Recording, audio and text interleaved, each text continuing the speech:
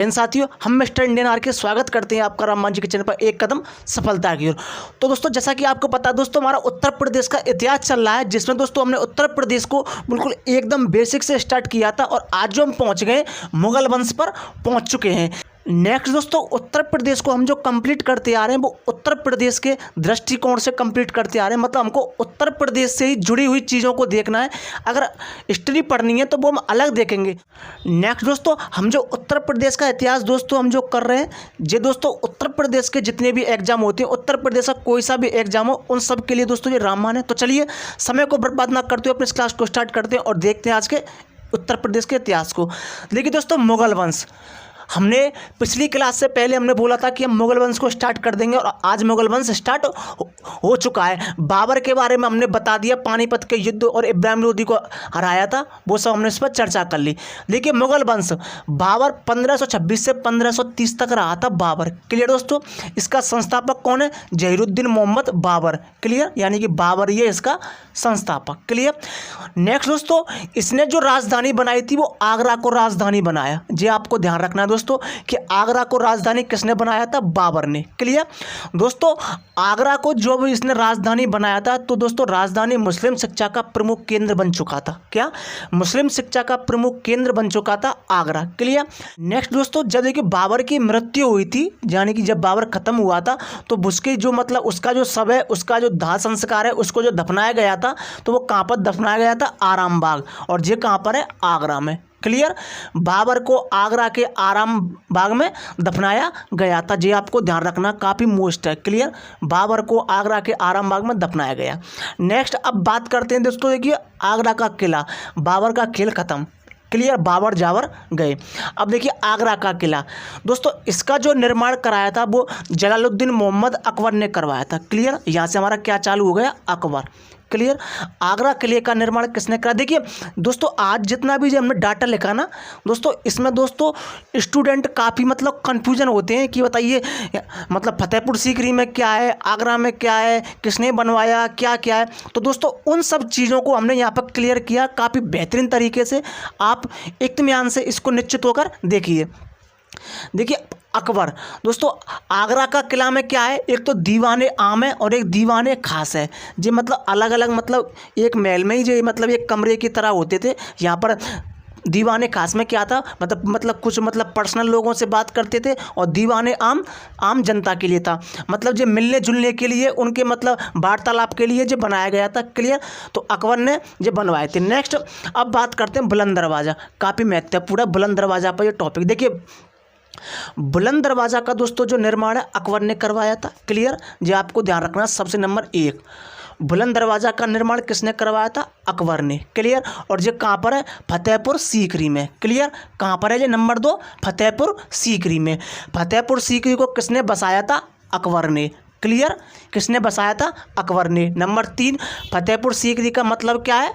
फतेह माने क्या है? विजयी नगरी। क्लियर, विजय नगरी, जो अकबर ने इसको बसाया था। नेक्स्ट दोस्तों देखिए, आपको क्या ध्यान रखना है फतेहपुर सीकरी में और क्या क्या है? देखिए नंबर 3 हो गए। नंबर 4, जोधाबाई का महल है यहाँ पर। क्लियर, जोधाबाई का महल कहाँ पर है? फतेहपुर सीकरी में। मरियम का महल कहाँ पर है? 5, फतेहपुर सीकरी में। क्लियर। नेक्स्ट, इबादत खाना कहाँ पर है? फतेहपुर सीकरी में। पंचमहल यानी कि हवा महल कहाँ पर है? फतेहपुर सीकरी में। सलीम चिश्ती का मकबरा कहाँ पर है? फतेहपुर सीकरी में। क्लियर, क्या क्या बताया मैंने? बुलंद दरवाज़ा फतेहपुर सीकरी, जोधाबाई का महल फतेहपुर सीकरी, मरियम का महल फतेहपुर सीकरी, इबादत खाना फतेहपुर सीकरी, पंचमहल फतेहपुर सीकरी, सलीम चिश्ती की मकबरा या फिर दरगाह जो कहाँ पर है? फतेहपुर सीकरी। क्लियर। अब देखिए फतेहपुर सीकरी में दोस्तों देखिए क्या हुआ था, 1573 में इसको राजधानी बनाया था पहले तो। क्लियर, फतेहपुर सीकरी को किसने बनाया था? अकबर ने। क्लियर, जो आपको ध्यान रखना, फतेहपुर सीकरी को राजधानी किसने बनाया था? अकबर ने 1573 ईस्वी में। क्लियर। नेक्स्ट दोस्तों देखिए, बुलंद दरवाज़ा अकबर द्वारा गुजरात पर विजय प्राप्त करने के याद में बनवाया गया था। ये क्लियर, आपसे पूछ लेता है फैक्ट में कि बताइए बुलंद दरवाज़ा का निर्माण अकबर ने किस उपलक्ष्य में यानी कि किसकी स्मृति में बनवाया था? तो आपको ध्यान रखना है गुजरात विजय के उपलब्ध में, क्लियर, स्मृति में बनवाया था 1572 ईस्वी में, क्लियर। नेक्स्ट दोस्तों, भारत का सबसे ऊंचा प्रवेश द्वार है जे कौन, बुलंद दरवाज़ा। क्या है, बुलंद दरवाज़ा भारत का सबसे ऊंचा प्रवेश द्वार है, जे आपको ध्यान रखना है। भारत का सबसे ऊंचा प्रवेश द्वार बुलंद दरवाज़ा, क्लियर। किसने बनवाया था, अकबर ने। नेक्स्ट आपको दोस्तों एक और चीज़ ध्यान रखनी है दोस्तों, 1601 में, क्या 1601 ईस्वी में दोस्तों, क्या दोस्तों, असीरगढ़, क्या है, असीरगढ़। 1601 ईस्वी में असीरगढ़ को दोस्तों मतलब क्या हुआ था दोस्तों, अकबर ने क्या किया था, जैसे कि मान के चलिए जब 1572 ईस्वी में विजय तो अभियान कर लिया था, तो उसकी याद में जब बनवा दिया। फिर क्या हुआ था, 1601 ईस्वी में असीरगढ़ के विजय के बाद, क्या विजय के बाद दरवाजे की ऊंचाई को और बढ़ा दिया, मतलब जो बुलंद दरवाजे की ऊंचाई थी ना उसको और बढ़ा दिया। किसके उपलक्ष्य में, असीरगढ़ की विजय के उपलक्ष्य में।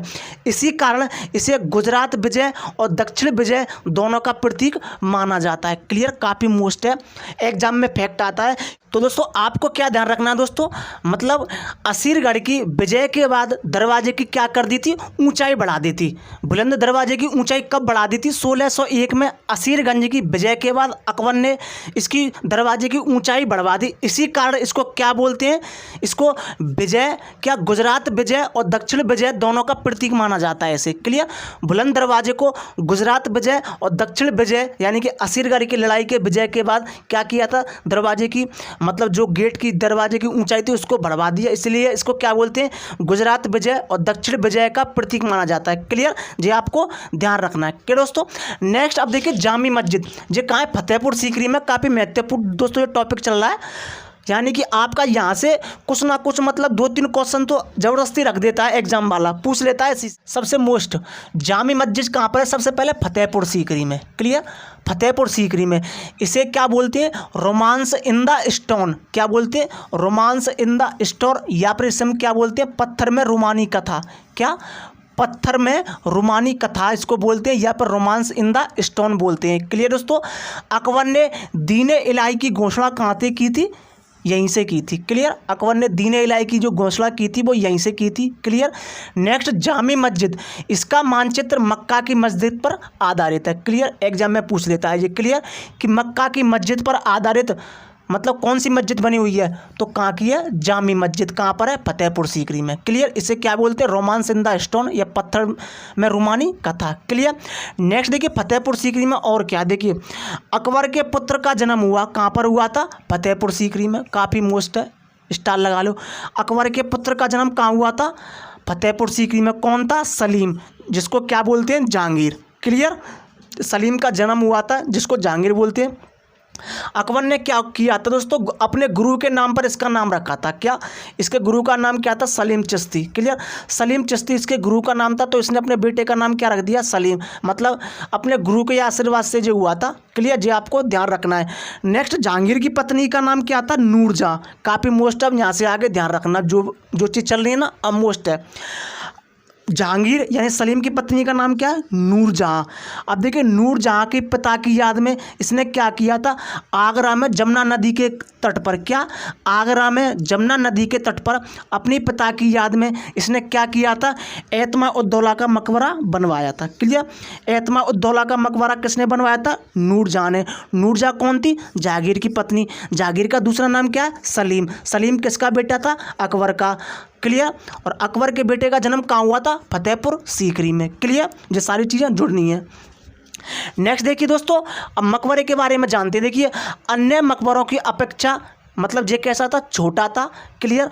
इसके लिए इसको हम क्या बोलते हैं, श्रृंगारदान भी इसको बोला जाता है, क्लियर। काफ़ी मोस्ट है, क्लियर। ये क्या था दोस्तों, एतमा उद्दौला का जो मकबरा था वो अन्य जो मकबरा थे उनसे काफ़ी छोटा था, इसलिए हम इसे क्या बोलते हैं, श्रृंगारदान, क्या, श्रृंगारदान इसको बोला जाता है एतमा उद्दौला के मकबरा का। नेक्स्ट यहाँ पर आपसे जो तो पूछेगा, लेकिन इससे यहाँ पर एक और क्वेश्चन बनता है, वो क्या बनता है, भारत में बना पहला मकबरा था जो सफ़ेद संगमरमर से बनाया गया था पूरी तरह से। जो आपको ध्यान रखना है, एतमा उद्दौला का मकबरा भारत में बना पहला मकबरा था जो पूरी तरह से सफ़ेद संगमरमर से बनाया गया था, क्लियर। ये तो पूछेगा ही पूछेगा। नेक्स्ट आपसे देखिए यहाँ पर एक काफ़ी फेमस एक क्वेश्चन है, काफ़ी मोस्ट, इसे किसकी शैली में बनाया गया था?